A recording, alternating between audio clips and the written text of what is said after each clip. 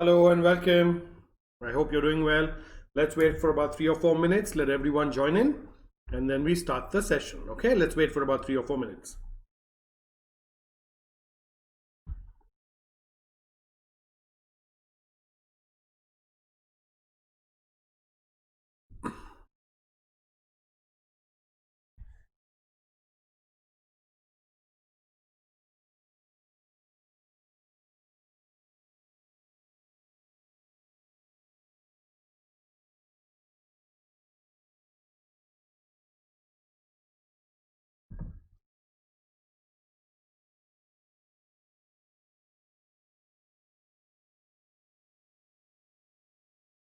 Just 1 second, I'll just get some water.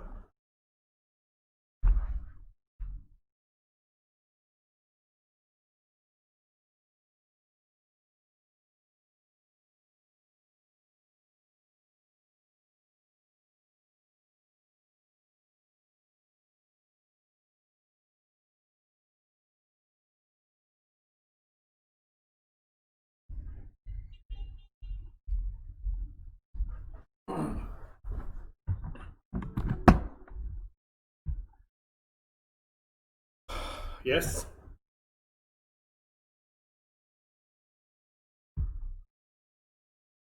Let's wait for about 2 or 3 minutes more. Let everyone come in.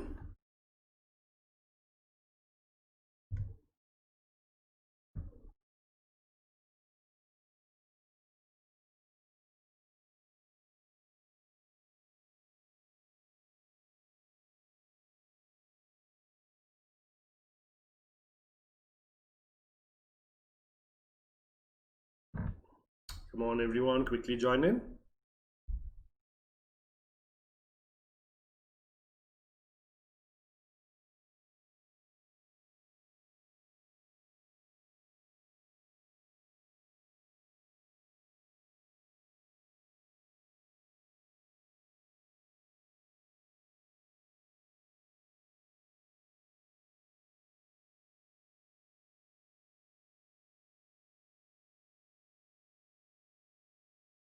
Let's take another 2 minutes.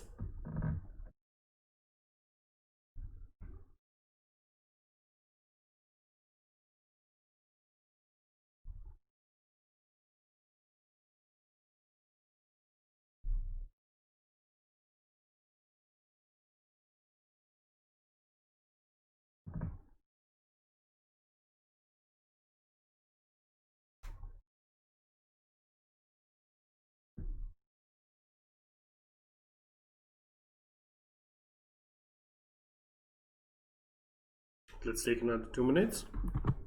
Let's wait for everyone.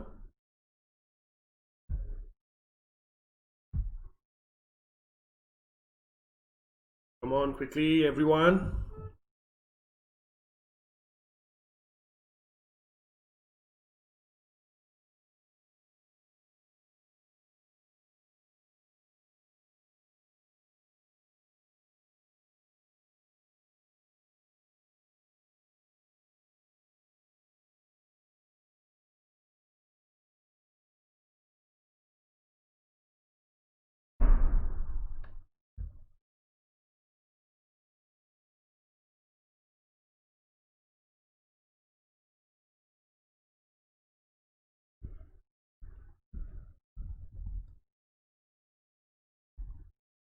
Let's wait for another minute.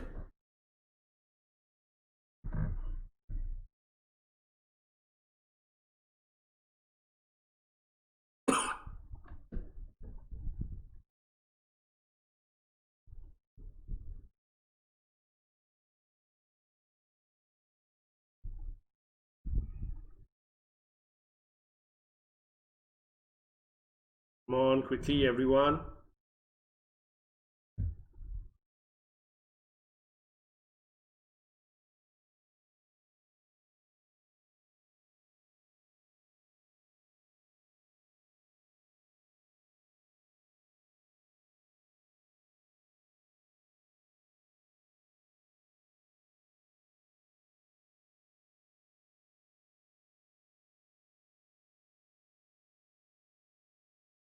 Yeah, just about 30 seconds more and then we start off.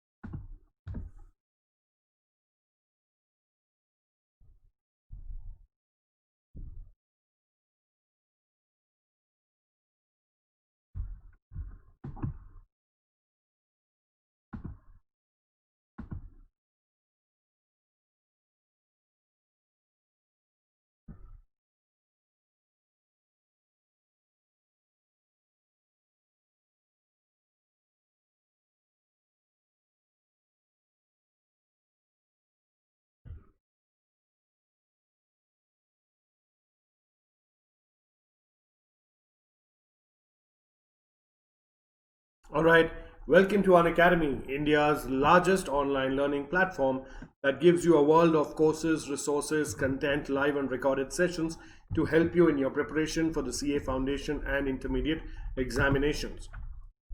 One second.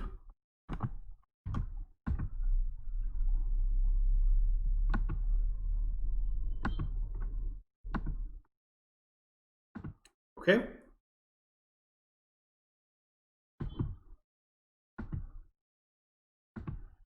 And also welcome to Crack CA Exams with us, which is a vertical and channel of Unacademy that caters to the students of CA Foundation, Intermediate, and final examination in their preparation and journey of the CA Foundation and the Intermediate examination by providing top educators, quality content, and overall a great learning experience.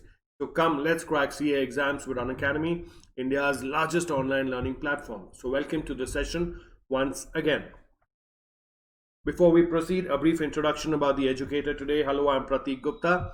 I am a Bachelor of Commerce from Christ College, Bangalore University. I am an associate member of the Institute of Chartered Accountants of India, an associate member of the Institute of Cost Accountants of India, and an associate member of the Institute of Company Secretaries of India, along with being a law graduate from Karnataka State Law University. I'm currently a practicing chartered accountant and a visiting faculty for CA subjects and an educator for CA students both online and offline. Prior to starting on my own, I worked with SR Bartley Boy and Associates, that is the Indian member firm of Ernst & Young Global in the Audit and Assurance Department. Post that, I worked with Ernst & Young India, EY India in the Mergers and Acquisitions Department. And then I went on to work with the Manipal Group in Bangalore as the corporate controller of their Indian entity and their German subsidiary located in Frankfurt, Germany. It was only after I got back from Frankfurt, Germany that I decided to start something on my own. And that also gave me an opportunity to become an educator, which in turn today has given me this opportunity to take this session for you young, bright and enthusiastic CA aspirants. Thank you so much for giving me this opportunity, and I hope you find the session useful. And anytime during the session, in case you have any questions, queries, observations or discussions, please do not hesitate to drop in a line and I will take up the matter for problem solving or for discussion as soon as I can. All right, so once again, welcome to my session, and any queries or questions you can always ask me. All right, now, like I told you, Unacademy helps you in your preparation for the CA Foundation and Intermediate examination. It does so through 3 platforms. Now, what are those 3 platforms? YouTube, special classes, and the premium platform of Unacademy, which is the Plus platform. Now, the YouTube sessions are what you're attending right now. They are absolutely free of cost, but they provide you great value and resources for your preparation for the CA Foundation and Intermediate examinations. Similarly, special classes are available on the Unacademy Learning app, and they are also absolutely free of cost, but nonetheless are very resourceful for your preparation for the CA Foundation and Intermediate examination, and covers some very important topics from your exam point of view. Now let's talk about the Plus platform of Unacademy, which is the premium platform of Unacademy and also a payment-based subscription model, and more about those packages will be told to you in the following slides. So I strongly recommend and encourage you to become a part of the Plus platform of Unacademy due to the following reasons. Firstly, it conducts daily live classes where you get to chat with your educator, engage in discussions, ask your doubts and answer polls. All this while the class is going on. Yes, you heard it right. All this while the class is going on. You do not need to wait for the end of the class. You do not need to wait for a couple of days after the class, or you do not need to wait a week, the weekend after the class, or fix up an appointment with your educator. You can do this right then and there on a real-time basis as the class is going on. It is as simple as putting your hands up in a live class, and your educator will be more than happy to answer your doubts and queries. The second reason why I strongly recommend and encourage you to become part of the Plus platform of Unacademy is because of the live tests and quizzes it conducts on a regular basis, which help to evaluate your preparation. And also it conducts various mock tests at regular intervals, which help you get a detailed analysis of your performance. Now you might wonder as to how this evaluation and analysis is going to help you out in your examination. Please remember, when you're preparing for a professional examination, it is very important.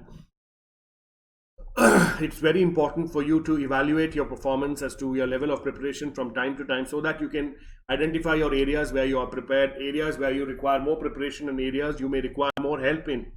Alright, so basically the Plus platform of Unacademy helps you in breaking down your preparation into 3 levels, that 3 areas, that is your strong areas, your not so strong areas, and your weak areas, so that whatever limited time for preparation you have, you can spend that accordingly and wisely on these three areas. In the sense, more time on your weak areas, a little lesser time on your not so strong areas, and less time on your strong areas, until a time where your weak areas and your not so strong areas eventually become your strong areas. Thereby, the Plus platform of Unacademy ensures that minimum time is wasted and maximum time is utilized in your preparations. The third reason why I recommend you to become part of the Plus platform of Unacademy is because of the structured courses it provides, as all the courses are structured in line with your exam syllabus to help you best prepare for it, which simply means all the Plus courses on the Plus platform are prepared keeping in mind your exam syllabus. And once you complete a Plus course on the Plus platform, you can rest assured that you have completed your syllabus without missing out on any important or major points. And lastly, and most importantly, the one subscription to the Plus platform of Unacademy gives you access to all the live and recorded courses that Unacademy has to offer to you to watch from the comfort of any of your devices, which simply means the one subscription to the Plus platform of Unacademy will give you unlimited and uninterrupted access to all the live and recorded Plus courses, all the live and recorded special courses, special classes, which will help you in your preparation for the CA Foundation and Intermediate examinations. And not only that, it is available at the comfort of any of your devices, which means you can view these sessions or courses on your mobile phone, tablet, laptop, or desktop, as the case may be, without any restrictions. Then there is more to it. All these live and recorded courses and all these resources are available to you 24/7 without any timing restrictions, and you can view them whenever you have the time. You can just pull out your mobile phones, log into the Unacademy Learning app, and start making use of these resources to help you in your preparation. And hold on, there is one more benefit or one more feature, that these are available at any place. You can view them at home, you can view them in your native place, when you're on a vacation, when you're waiting for someone for a meeting, or you're coming back home from work, or you're going to work and you have some time to spare. You can utilize that time for your preparation, as you can just have to pull out your mobile phones, log into the Unacademy Learning app, and make use of all the resources that are there in the form of special classes and Plus courses to help you prepare for the examination. All you require is an internet connection or a data plan, which all of us are blessed with today. So keeping these points out of the many other benefits in mind, I strongly recommend and encourage you to become part of the Plus platform of Unacademy as soon as possible, in order to enhance and accelerate your preparation for the CA Foundation and Intermediate examinations. All right, please take about a minute, go through this slide, and then we proceed. Any questions, please ask.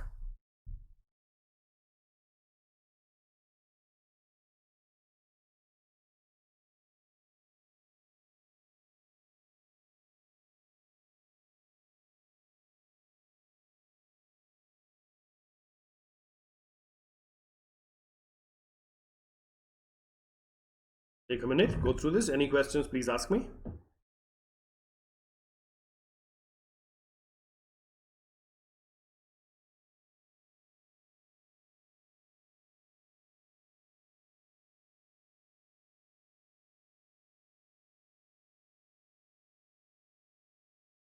Okay, let's move on.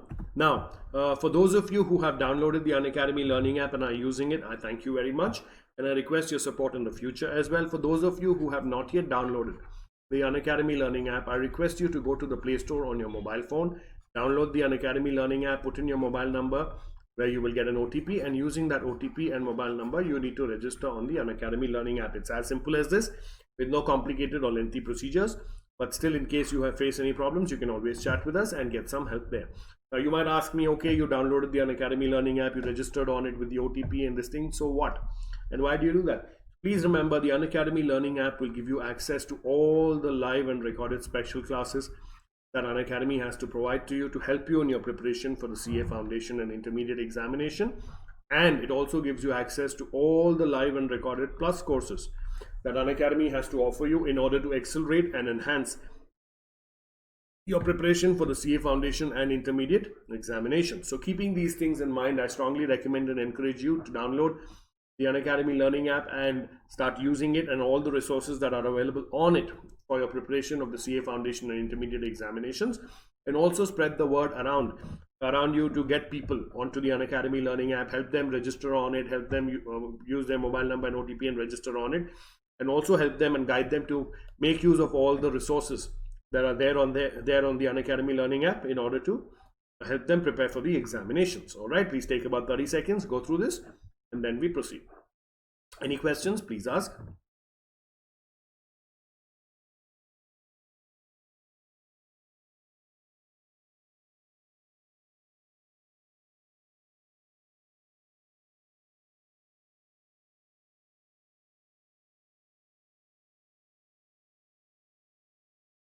Take about 30 seconds. Any questions, please ask.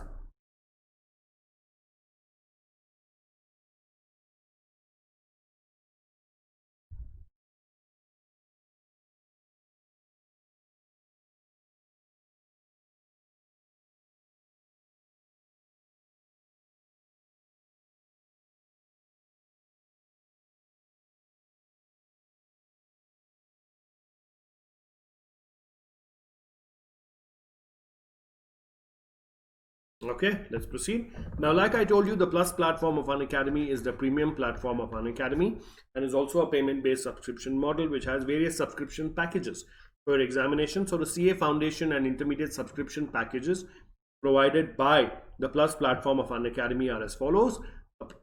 The packages provided are for 1 month, 3 months, 6 months, 12 months, and 24 months. The 1 month package will normally cost you rupees 3,500. The 3 months package will normally cost you about 8,750. The 6 months package will cost you about 14,000 rupees. The 12 months package will cost you about 17,500. And the 24 months package will cost you about 21,000 rupees. Now, please remember, this is the listed price. So before you make the payment of the package of your choice, please do not forget to use the code Prathik to get an instant discount of 10% on the above listed price. I repeat, please do not forget to use the code Prathik, Prathik, that's me, to get an instant discount of 10% on the above listed price. So the after discount price of the various packages are as follows. The 1 month package will cost you rupees 3,150. The 3 month package will cost you rupees 7,875. The 6 month package will cost you rupees 12,600. The 12 months package will cost you rupees 15,750, and the 24 months package will cost you rupees 18,900. So you see, immediately you've got a reduction or savings of 10% by using my code. Now, I will personally recommend you to start off with the 12 months package at least for the following two reasons. Firstly, it is cost effective. If you see the per month cost in the 12 months package and compare it with the 1 month package cost, you will see you're getting great savings almost immediately. And secondly, and most importantly, since the foundation and intermediate course is provided to you in one subscription, a 12-month subscription will be very beneficial for you, because if you're getting a subscription that covers the entire duration of those courses, that means the CA Foundation and Intermediate, and normally it takes about 12 months for you to prepare and clear the CA Foundation and the Intermediate examinations. And if you're getting a package that covers the duration of both these courses at a very cost-effective price, I think that's a very good deal. But having said this, you're free to choose the package of your choice. But please do not forget to use the code Prathik before you make the payment to get an instant discount of 10% on the above listed price. You can also use the no-cost EMI option available in case you're choosing the 6 months, 12 months, and 24 months packages and you do not wish to make the entire payment at one shot. You can make use of the no-cost EMI option. The payment options available are debit card, credit card, internet banking, and also the coins that you've accumulated while watching all the special classes can be redeemed while paying up for your Plus course. Okay, so keeping these things in mind, again, I encourage you and recommend you to become part of the Plus platform as soon as possible in order to accelerate and enhance your preparation for the CA Foundation and Intermediate examinations. Please take about 2 minutes, go through this slide. Any questions, please ask me. Any questions, please ask.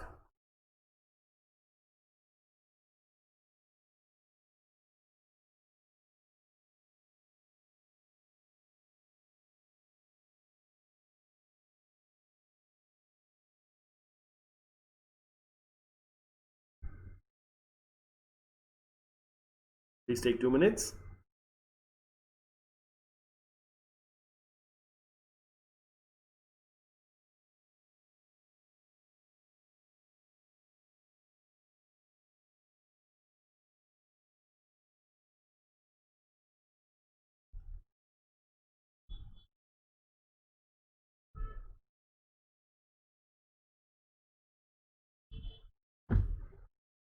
Take about a minute more. Any questions, please ask me. Go through the slide.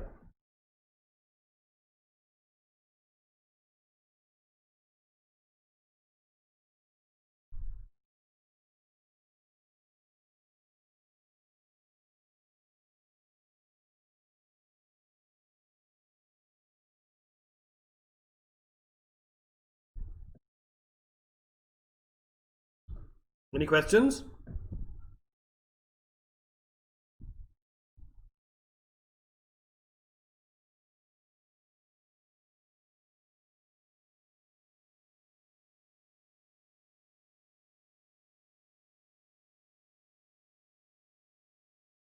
Just about 10 more seconds.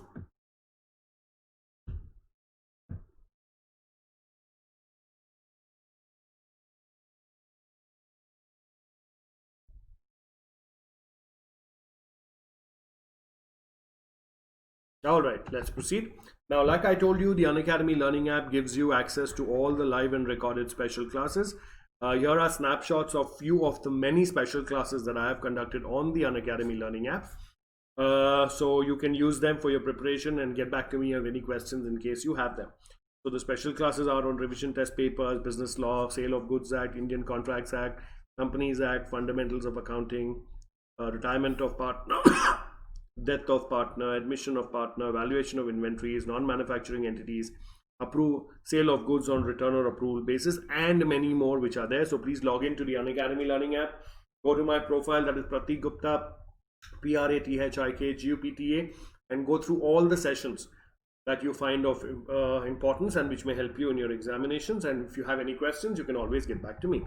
Then similarly, here are the links to few of the many special classes that I have conducted on the Unacademy Learning app on various topics. You can either copy and paste these, you can either click on this link or copy and paste this link on your browser to directly take you to the Unacademy Learning app and to my special class. So there are special classes on Indian Contracts Act, Sale of Goods Act, Indian Partnership Act, Limited Liability Partnership Act, Companies Act, Basics of Communication, Accounting Concepts, and Revision Test Papers. All right, so please go there, make use of this information, and any questions, any queries, you can always get back to me. Please take a minute and then we proceed. Any questions, please ask.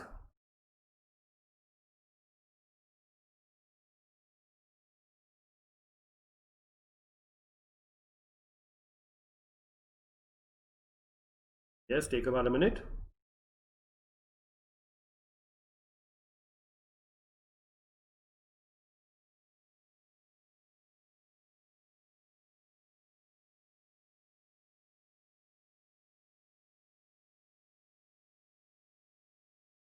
Yes, all right. So let's start off with the session. That is Residential Status under Income Tax Act 1961. Part 2. Part was taken yesterday. So those of you who missed it can please go through the session, yesterday's session. It is there on YouTube. And we will continue from where we stopped in the last class. All right.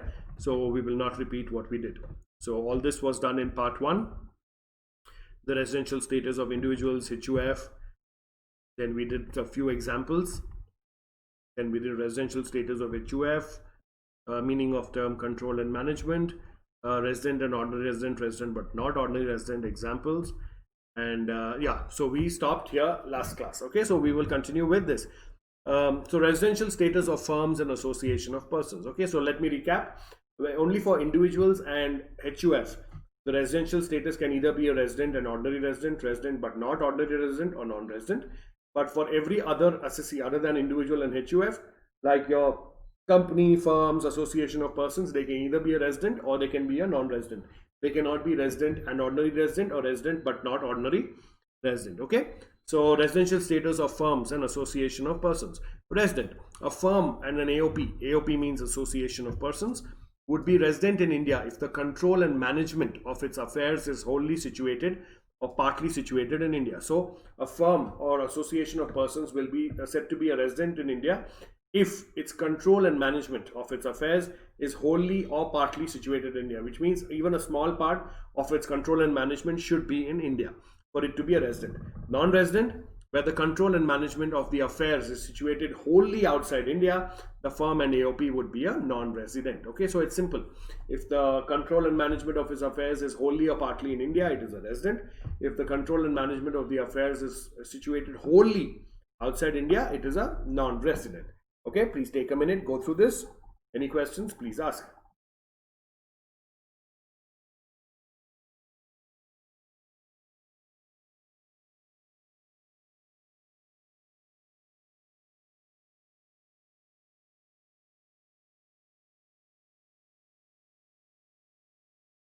Okay, take a minute. Any questions, please ask. That's the way I will take my session. After each slide, I will give you about 2 or 3 minutes to go through it, understand it, and ask me any questions that you may have.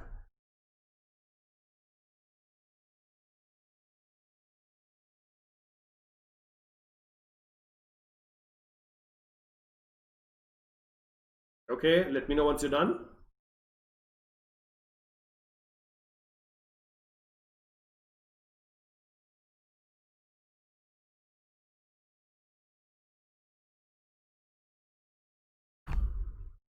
Okay, residential status of companies. So in the previous slide, we saw AOPs and firms. Firms meaning partnership firms. Now we will look at the residential status of companies. A company would be resident in India in any previous year if it is an Indian company or its place of effective management in that year is in India.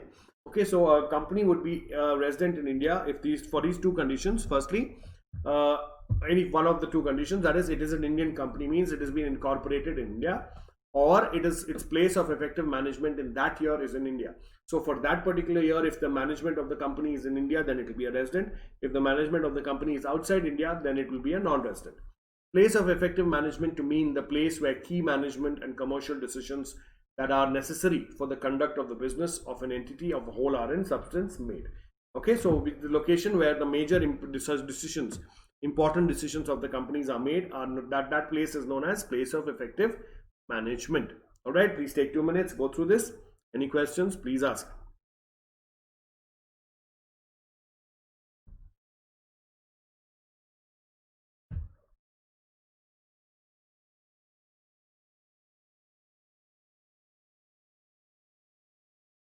Take about a minute more. Any questions, please ask.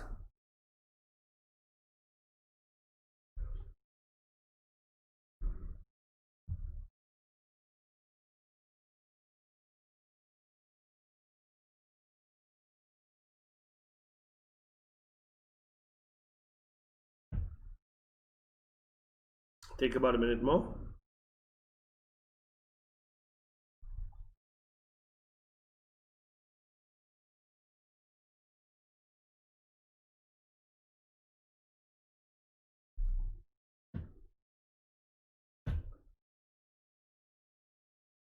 Any questions, please ask.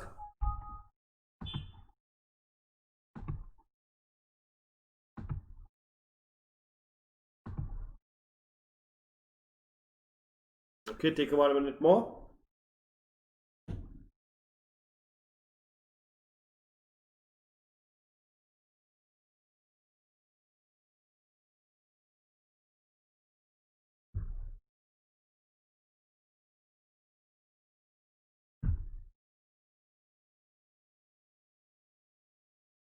Any questions, please ask.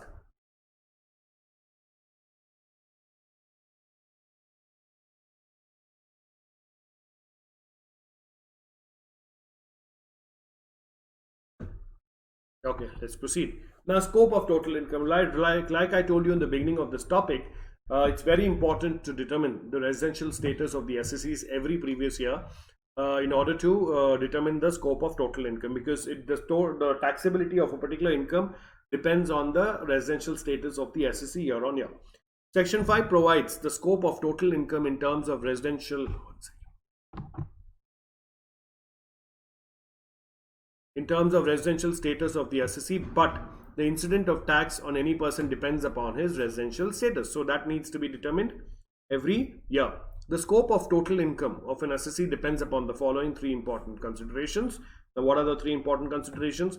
The residential status of the assessee, the place of accrual or receipt of income, whether actual or deemed, and the point of time at which the income had accrued to or was received by on behalf of the assessee. So these 3 points always determine the taxability of the total income of an assessee. That is the residential status of the assessee, the place of accrual or receipt of income, whether actual or deemed, and the point of time at which the income had accrued to or was received or on behalf of the assessee. So these 3 points are very important. Please take about 2 minutes, go through this slide, and then we proceed. Any questions, please ask me.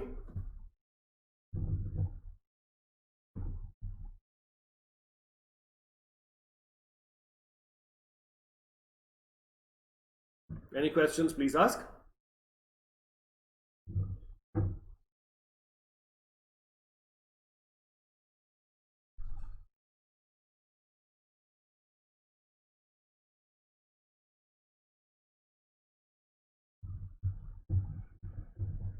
Please take 2 minutes. Any questions, please ask.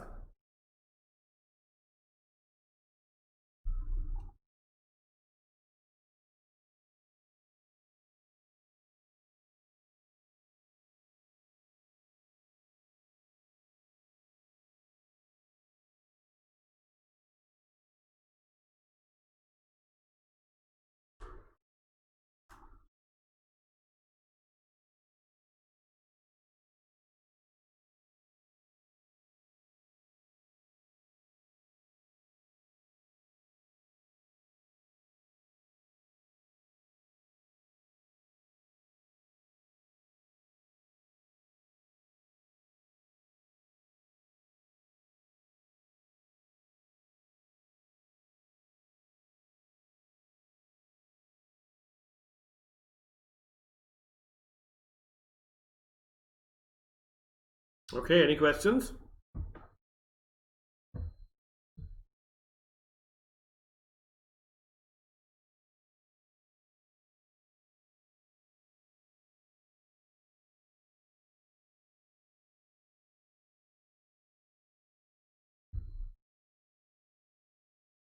Take about a minute more. Any questions, please ask me.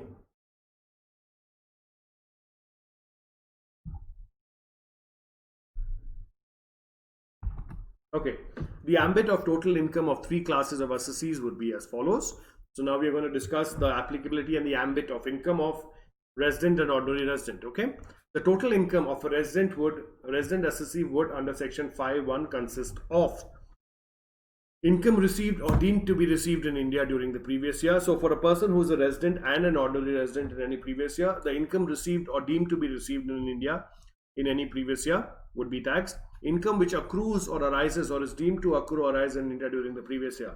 Accrue or arise means earned. Whatever income is earned, but it may or may not be received, but whatever is earned. Okay, the income which accrues outside India, accrues or arises outside India, even if it is not received or brought into India during the previous year. So for a person who's a resident Indian, his global income is taxed in India. Okay, so first and foremost, whether his income is received or deemed to be received in India, it's taxed. Whether the income is accrued or earned in India or not, it is taxed. And even if there is any income which accrues or arises outside India, even if it is not received or brought in India, it will still be taxed in the hands of a resident and not an ordinary resident. In simpler terms, a resident and ordinary resident has to pay tax on the total income accrued or deemed to accrue or received or deemed to be received in or outside India. So his global income is taxed. Alright, please take about 2 minutes, go through this slide and then we proceed. Any questions, please ask. This is a very important slide.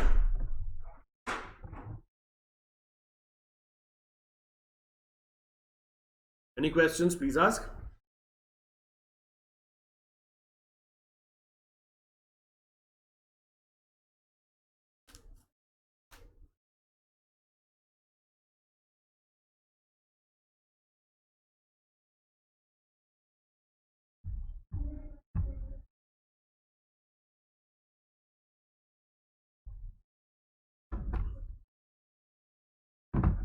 Please take another minute.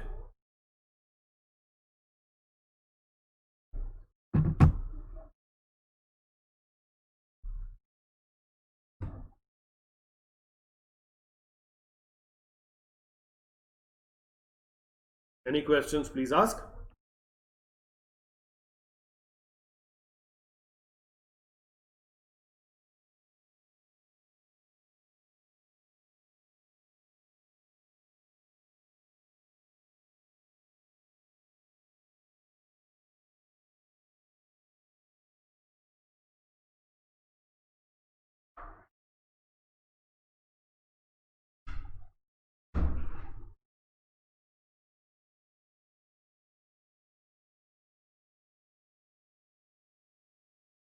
Okay. Now, let's look at resident but not ordinary resident. Under section 5(1), the computation of total income of resident but not ordinary resident is the same as in the case of resident and ordinary resident, except for the fact that income accruing or arising to him outside India is not taxable into his total income. So for a resident but not ordinary resident, everything is same. Income deemed to received in India or income accrued in India or received in India or accrued outside India. But whether it's received in India or not, for a person resident in India, it is taxable. But for a person resident but not ordinary resident, the last part, that is income which is accruing or arising to him outside India, will not be included as total income in India. That's the difference. Then we have a non-resident. Non-resident's total income under section 5(2) includes income that is received or deemed to be received in India, income which accrues or arises or is deemed to accrue or arise in India. So for a non-resident, only the income which is received in India or deemed to be received in India or accrued or deemed to be accrued in India is taxable.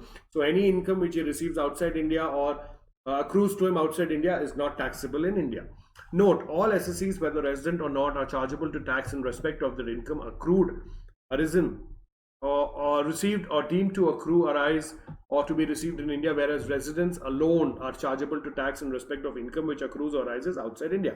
So the bottom line here is, resident Indian, his global income is taxed in India, whether he receives it in India or not. Please take 2 minutes, go through this slide. Any questions, please ask.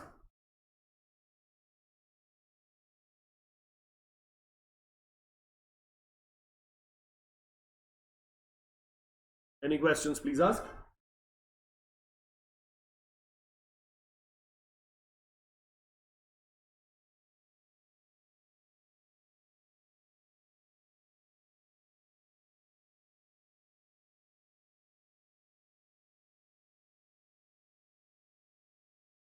Take about 2 minutes.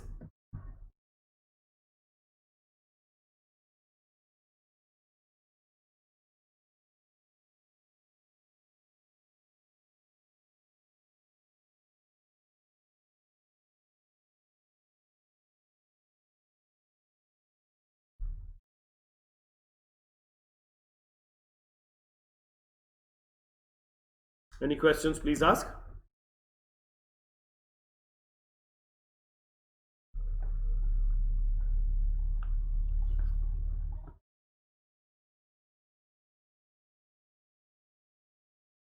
Take about a minute more.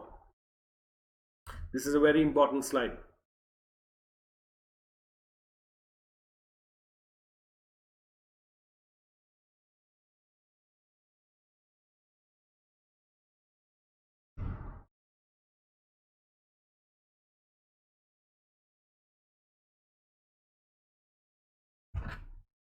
Okay, are we done? Okay, so this is the table. In case you want to, you can take down this table as well, and I will wait. It's a very important table because this talks about the residential status and scope of total income. So firstly, we have the scope of total income: resident and ordinary resident, resident but not ordinary resident, and a non-resident. Okay, so income received or deemed to be received in India during the previous year, it is taxable for all three. Income accruing or arising or deemed to accrue or arise in India, it is taxable for all three, which simply means if it is earned in India. Income accruing or arises outside India during the previous year. So for a resident and ordinary resident, that is also taxable. For a resident but not ordinary resident, yes, but only if such income is derived from a business controlled or profession set up in India, otherwise no. And for a non-resident, any income that accrues to him outside India is not taxable. So please remember this, that this table is very important. Please take about 2 or 3 minutes, take it down or try and understand this table, as your taxability based on residential status depends on this. So please go through this. Take about 2 or 3 minutes, go through this, and then we proceed. Any questions, please ask me, because then we start doing some problems on this.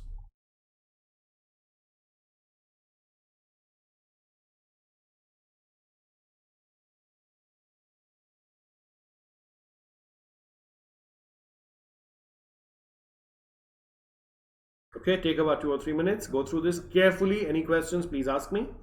Then I think we will start doing problems on this.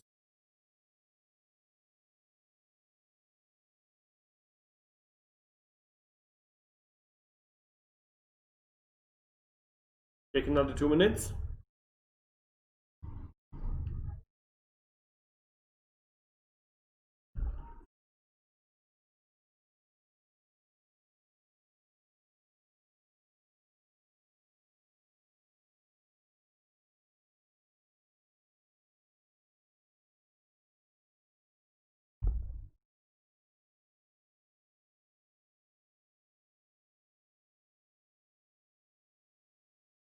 Let me know once you're done.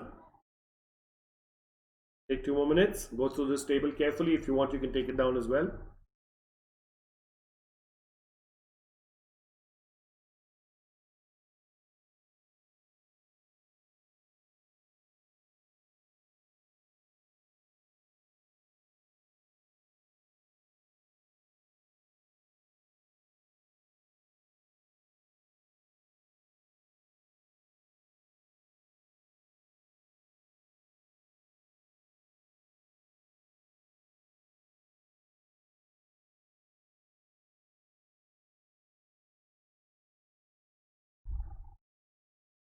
Take another 2 minutes.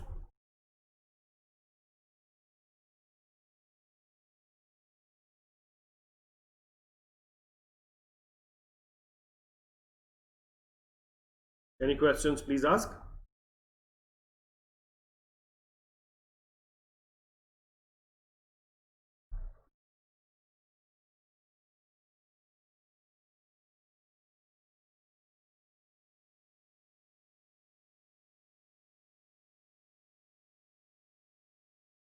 Take another minute.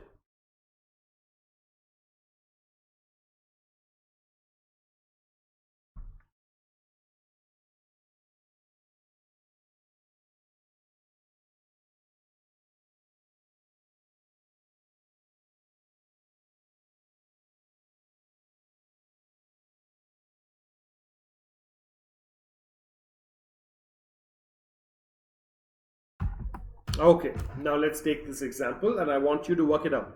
I will give you the last table we did. I gave you about 2 or 3 minutes, right? Now, this question I will give you 5 minutes and I want you to work it out, okay? From the following particulars of income furnished by Mr. A, pertaining to the year ended 31/3/2020, compute the income for the assessment year 2021. If he is a resident and ordinary resident, if he is a resident but not ordinary resident, and a non-resident. Okay, so now we need to compute his total income. First one, short-term capital gains on sale of shares of an Indian company received in Germany, dividend from a Japanese company received in Japan, rent from property in London deposited in a bank in London, later on remitted to India through approved banking channels, dividend from RP Limited, an Indian company, agricultural income from land in Gujarat. Okay, now these are the 5 transactions. Now you need to calculate the income of Mr. A, if he was a resident, if he was a non-resident, or a resident but not ordinary resident. Please take 5 minutes, work it out, and then we will see the solution. I'm giving you enough time to think and do it, and then we will see the solution. Any questions, please ask me.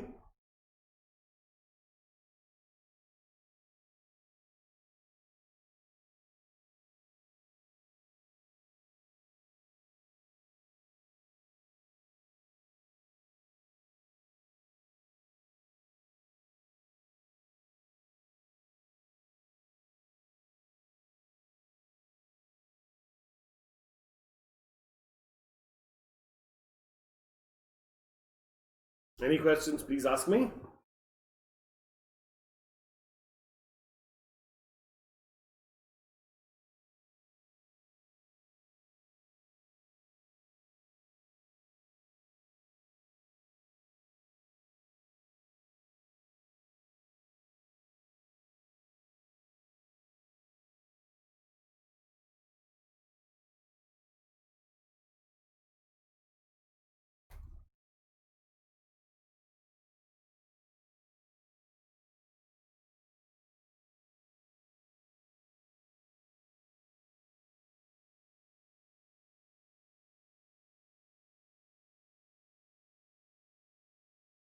Any questions, please ask. Take about 2 more minutes.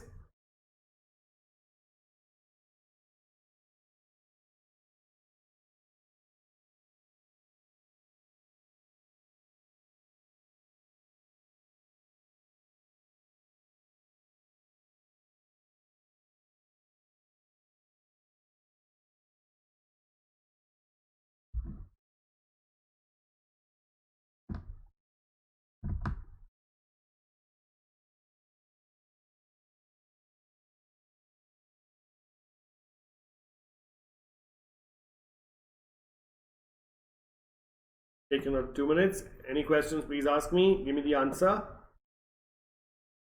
And then we work it out together.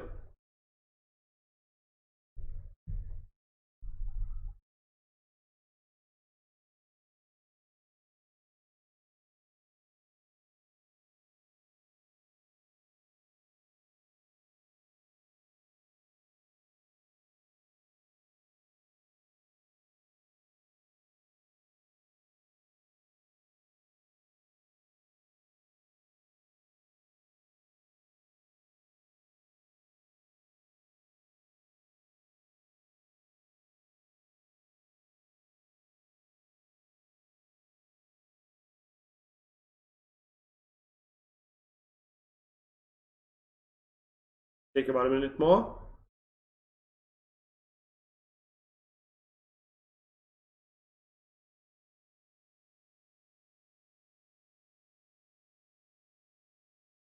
Are we done?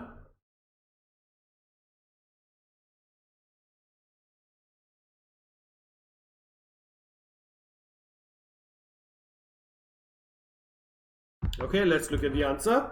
Now, first one, short-term capital gains on sale of shares of an Indian company received in Germany. So where did the income accrue or arise? In India. So it is taxable for all three. Okay. Dividend received from a Japanese company received in Japan. In the case only of a resident and ordinary resident, it will be taxed. The other two, it will not be taxed. Rent from property in London deposited in a bank in London. Okay, now the property is in London, so the income accrued or arose outside and it was received outside, right? So it will be taxed only for resident and ordinary resident, but for the other two, it will not be taxable. Dividend from RP Limited, an Indian company, see note 2 below. Dividend is exempt under section 1034 of the Income Tax Act, so it is exempt for all three, so not taxable. Agricultural income from land in Gujarat is also exempt from income tax, so it is not taxable for all three. That's the solution. Please take 2 minutes, go through it. Any questions, please ask me.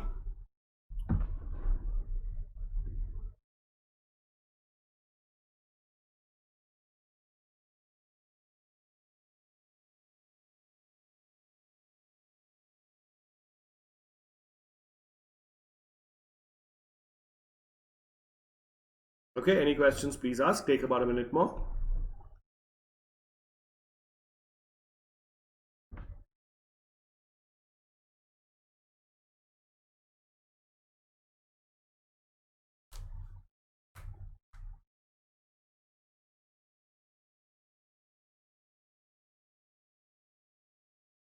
Take about a minute more.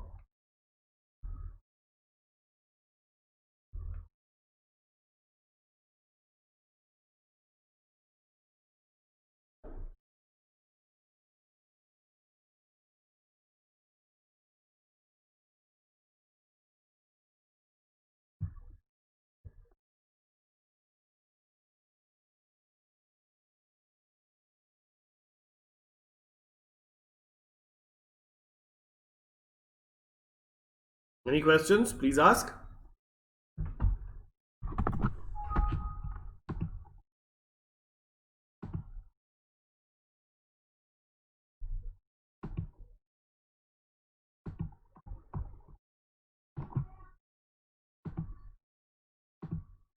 Are we done?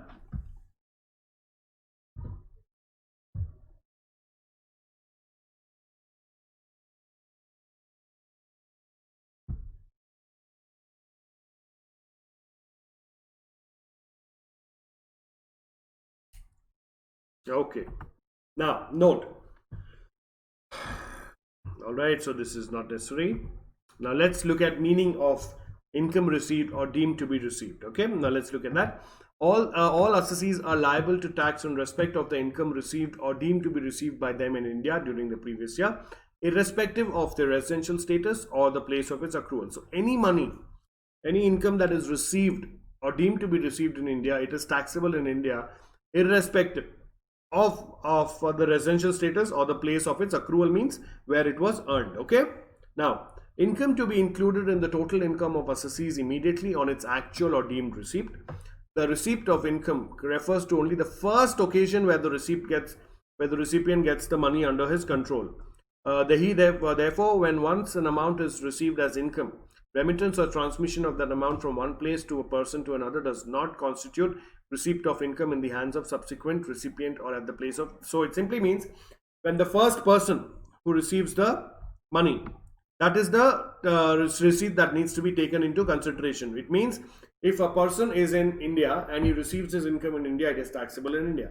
Now let's say there is a property situated in the US and there is a rental coming from there. So once the person receives the rent in the US, he just transfers it from his US account to his Indian account. Then that is not considered as receipt of income in India. Okay, that is a transmission of income received in US to India, so that is not taxable in India. So that is what you mean by income received or deemed to be received in India. Please take about 2 minutes, go through this question, go through the slide and let me know. Okay, and then we proceed. Any questions, please ask.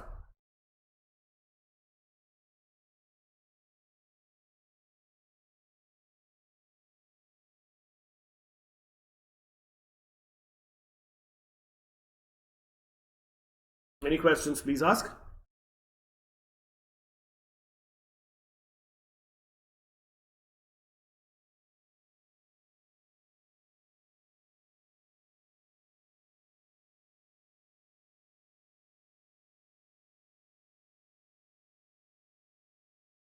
Take about a minute more.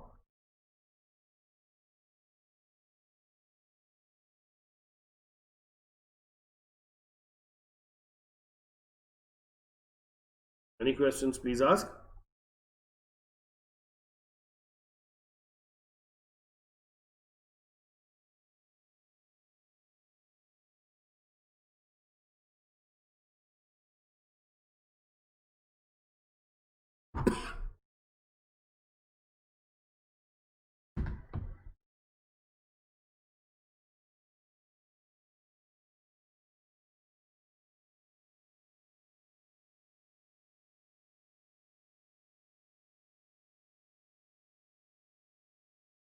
Any questions? Okay. Now, these are also deemed to be incomes received or deemed to be received in India. That is, contribution in excess of 12% of salary to a recognized provident fund or interest credited in excess of 9.5% per annum, annual accretion to the credit of RPF, contribution by the central government or any other employer in the previous year under a pension scheme referred under section 80 CCD, amount transferred from unrecognized provident fund to recognized provident fund being the employer's contribution and interest thereon. So these three items are also specifically assumed to be incomes received or deemed to be received in India, or these are deemed to be received in India. All right, please take a minute, go through this and then we proceed. Any questions, please ask.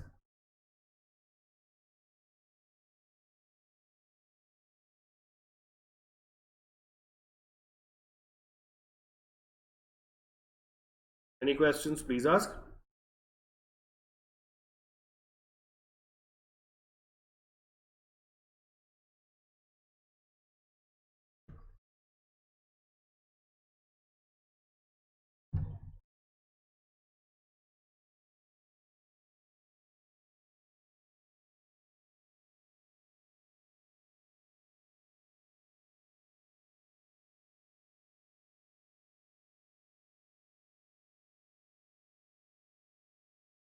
All right. Okay. Now we look at meaning of income accruing or arising. Accrue refers to the right to receive income. That means earned. Whereas due refers to the right to enforce payments for the same. For example, salary for work done in December will accrue throughout the month, day to day, but will become due on the salary being passed on 31st December or 1st January. It must be noted that income which has been taxed on accrual basis cannot be again taxed on receipt basis, as it will amount to double taxation. Please remember, in India or in anywhere, you cannot tax the same income twice. So if an income is taxed on accrual basis, that means when you earn it or when you get the right to receive it, the same thing cannot be taxed when you actually receive it. So either you tax it on accrual basis or you tax it on receipt basis. Okay, please take about a minute or two, go through this question, go through the slide and then we proceed. Any questions, please ask.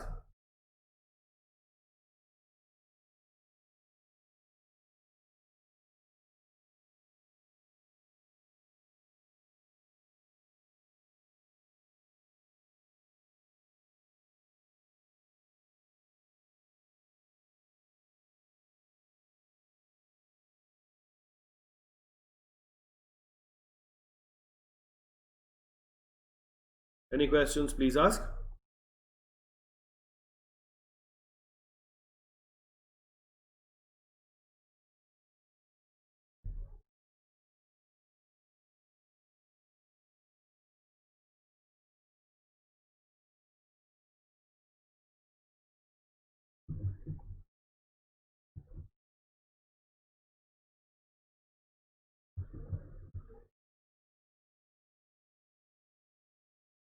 Okay. Now, income deemed to accrue or arise in India, section 9. Certain types of incomes are deemed to accrue or arise in India, even though they may actually accrue or arise outside India. So, these are the incomes that are deemed to accrue or arise in India, even though they may actually accrue or arise outside India. Now, what are those?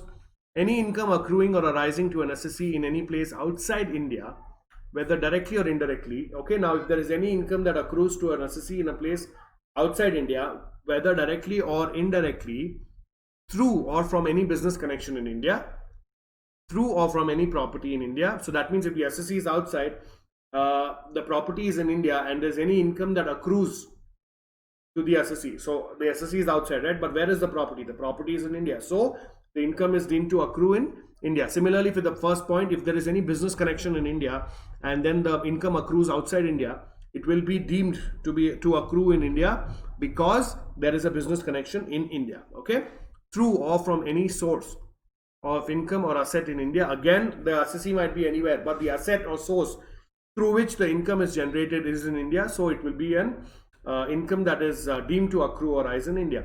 Through the transfer of capital asset situated in India. So if the assessee has any house and he transfers that house, but he receives the money outside India. But where was the asset? Where did the income arise? It arose in India, right? So all these would deemed to accrue or arise in India. Please take 2 minutes, go through the slide. Any questions? Please ask.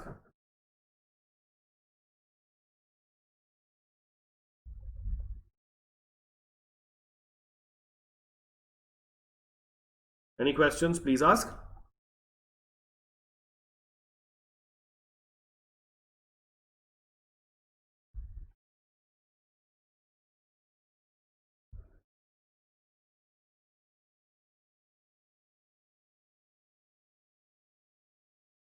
Take 2 minutes.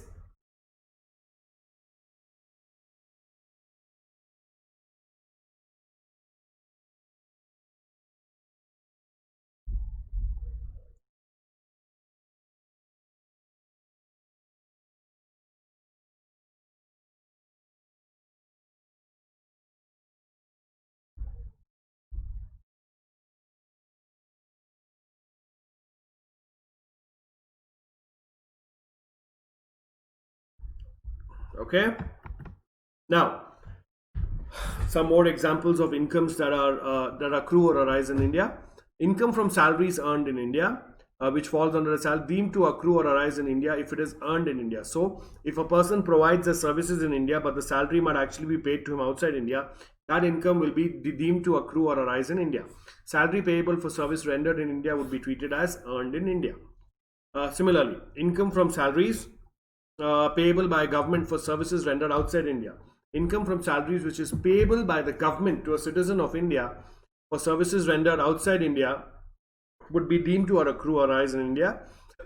However, allowances and perquisites paid or allowed outside India by the government to an Indian citizen for services rendered outside India are exempt. So, if a person is sent abroad to provide services, but the salary is given by the government of India to a citizen of India, then in that case, the income will deem to be accruing or arising in India. Dividend by an Indian company, pay, by an Indian company outside India. All dividends paid by an Indian company would be deemed to accrue or arise in India under Section 1034. Income from dividends referred to in Section 115O, that is, dividend distributed by domestic company on which dividend distribution tax is leviable in the hands of the company, is exempt from tax in the hands of the shareholder. All right, please take about 2 minutes, go through this, and then we proceed. Any questions? Please ask.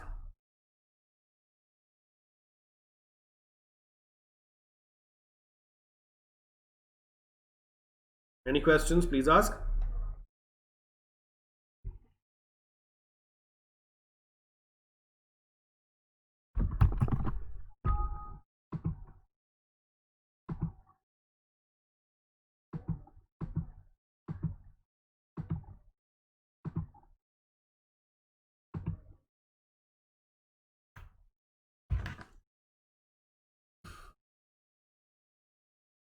Yes, take about 2 minutes. Any questions, please ask me.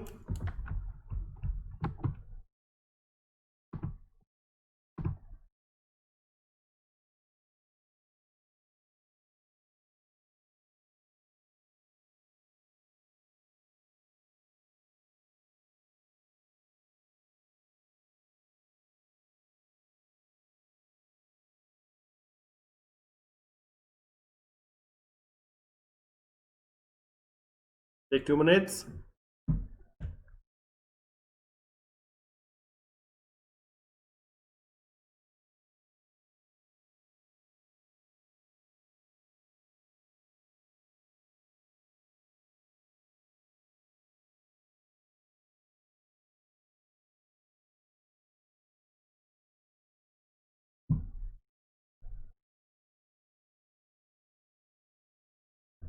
Take about a minute more.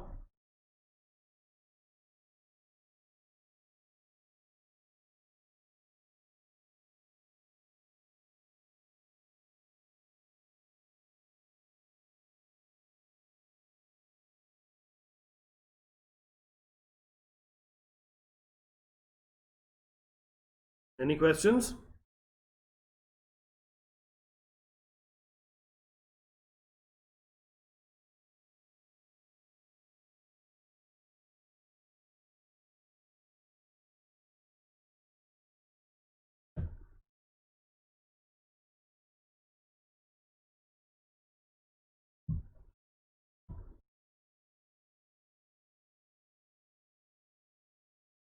All right, take about 30 seconds more and then we proceed. I will also want you to work out a few problems. I think we have some few problems as well.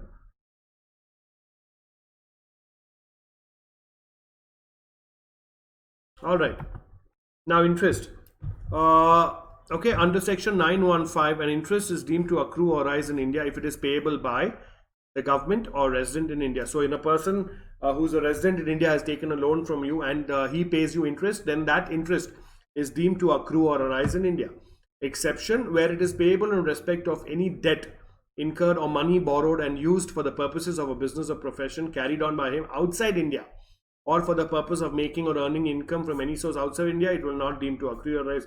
So basically, the person who takes the loan from you uses it for any business purpose outside India or for any other source of income outside India, then it will not be deemed to accrue or rise in India.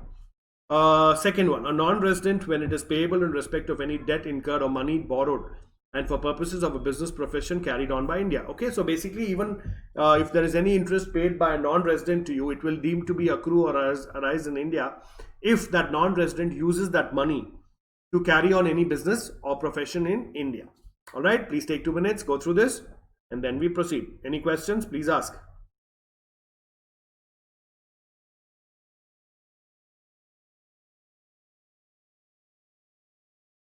Any questions, please ask.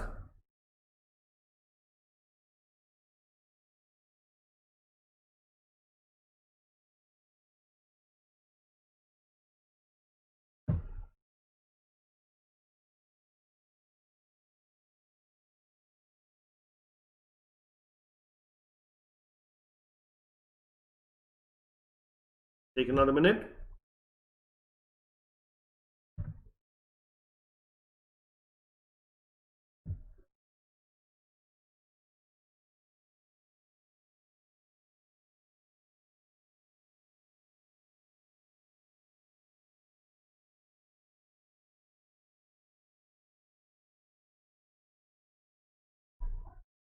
Let me know once you're done.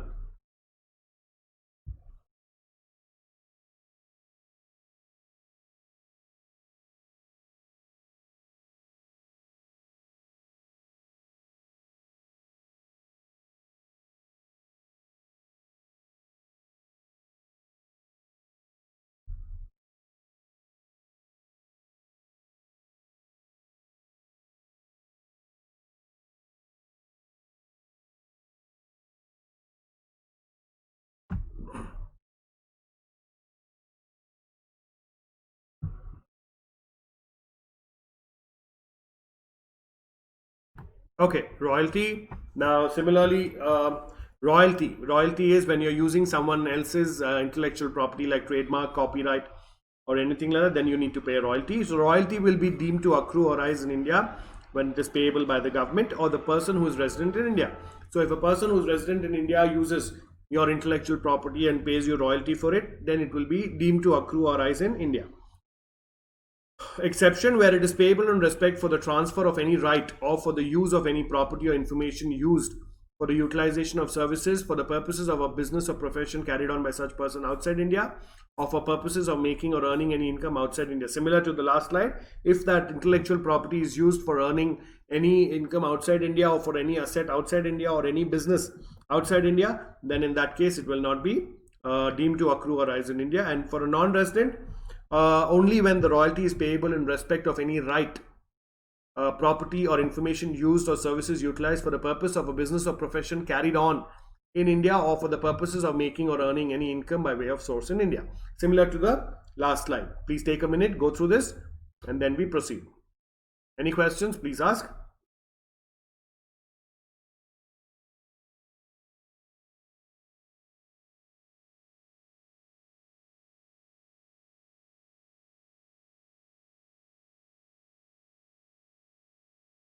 Take a minute.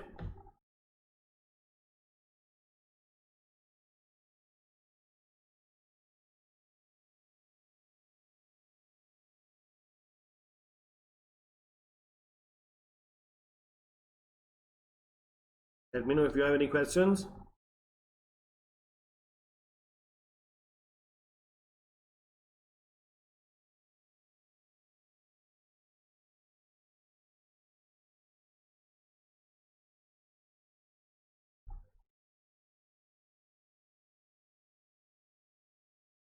Okay. Similarly, for fees for technical services like royalty and interest, if it is paid by the government or if it is paid by a person who's a resident in India, it will be deemed to accrue or rise in India. But if it is for any business or purposes outside India, it is not. Okay. Similarly for that, so I'm not spending much time on that. Now I want you to take about 5 or 10 minutes and work this out. Okay, try it out. Compute the total income in the hands of an individual aged 50 years, being a resident and ordinary resident. Resident but not ordinary resident and non-resident for the assessment year 2021.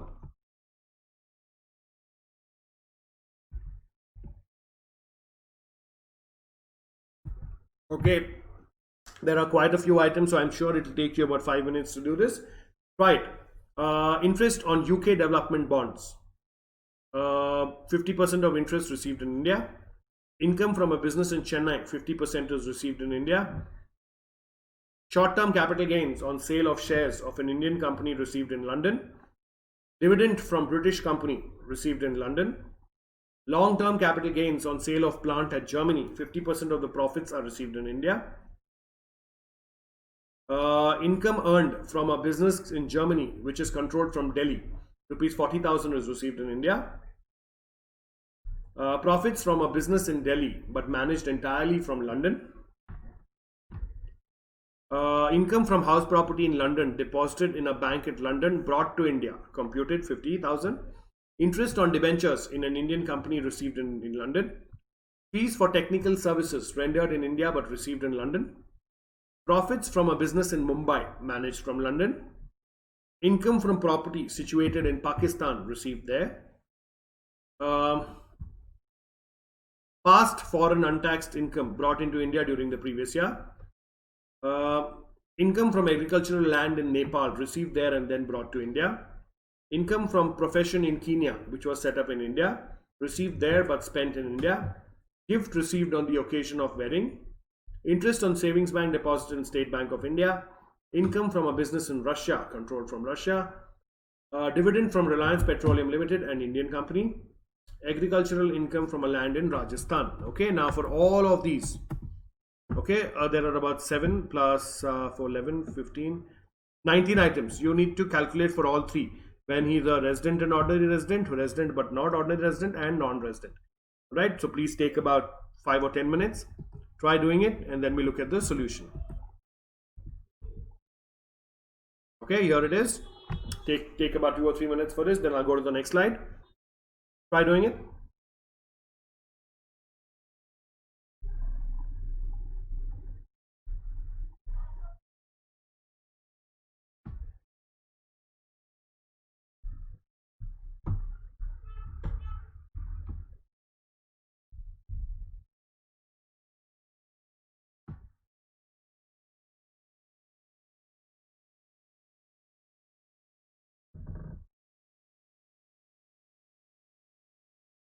Take about 2 or 3 minutes on this slide, then I'll go to the next one. Try doing it.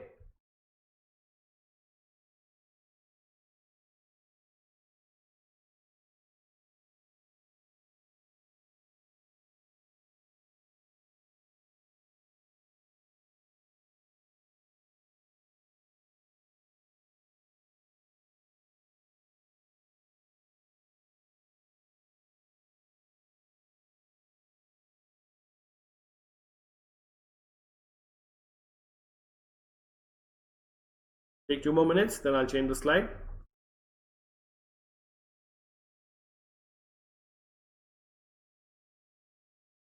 Try it.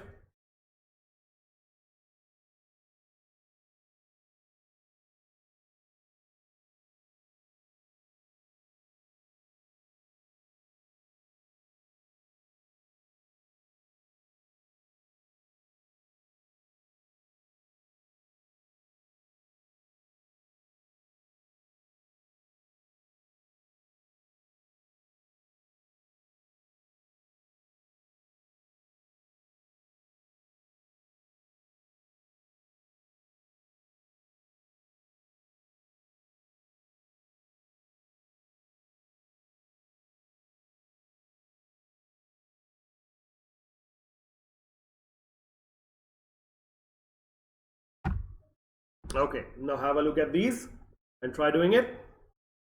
Take 2 or 3 minutes.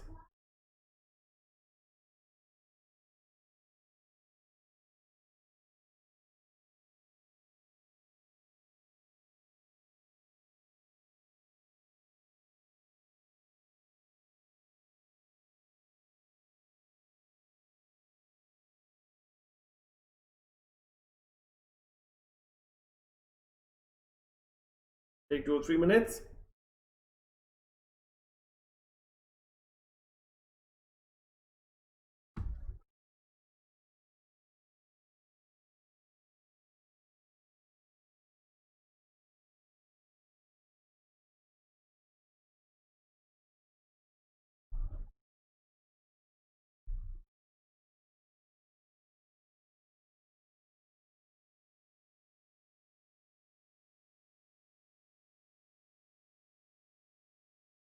Take 2 more minutes.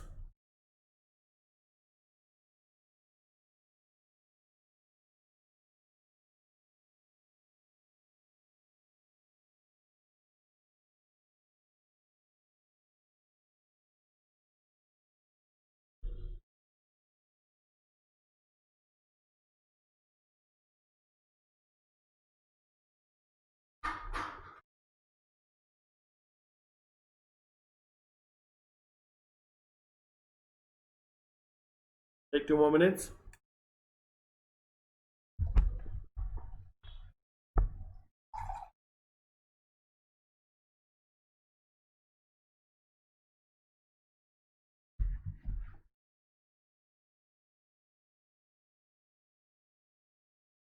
Any questions, please ask.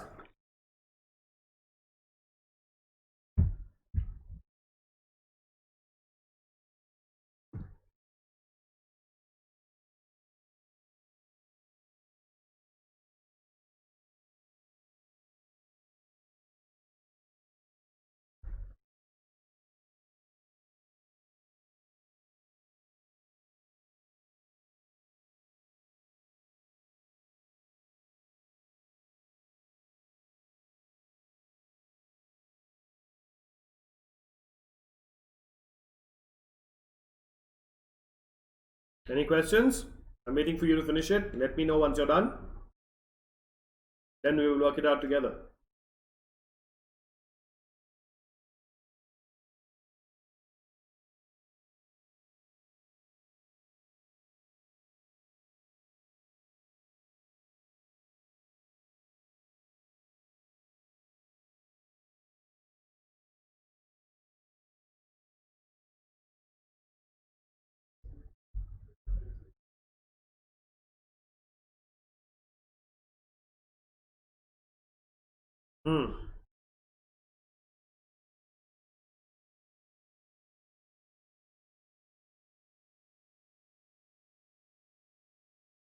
Are we done?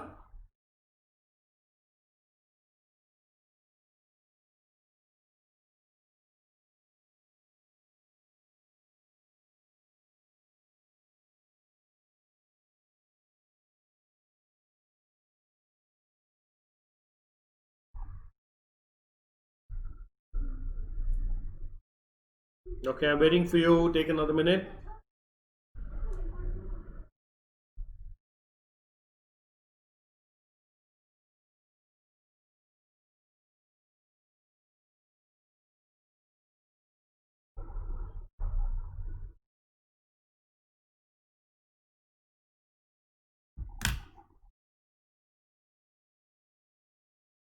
Let me know once you're done.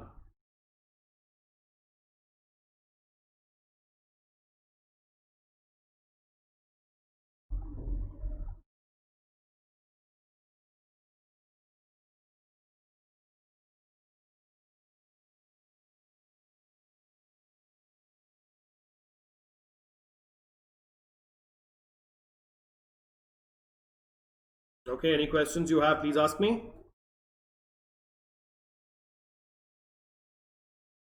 Okay, in case you have no questions, we will be ending this session with this and we will be continuing in the next session. All right, so please try this problem and we will discuss the solution in the next session. All right, Chaliye, thank you so much. And I will see you in the next session. All right, yeah, you can just go through this question if you want to. Take another minute, go through the question.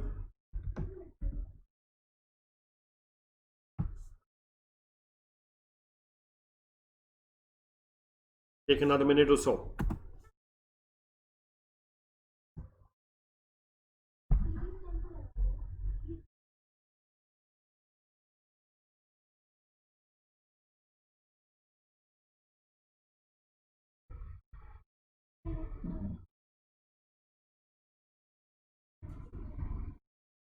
Okay, and then we will continue in the next session. So until then, thank you so much, and I will see you in the next session. Till there, please do solve these questions. Try going through the problems what we've done in the class. Try revising it, and we will do it properly in the next. We'll do it again in the next session. And the solution to this question, we will work it out together in the next class. Okay. So in case you have any doubts or any questions in the next session, please keep them ready, and I will answer your queries then.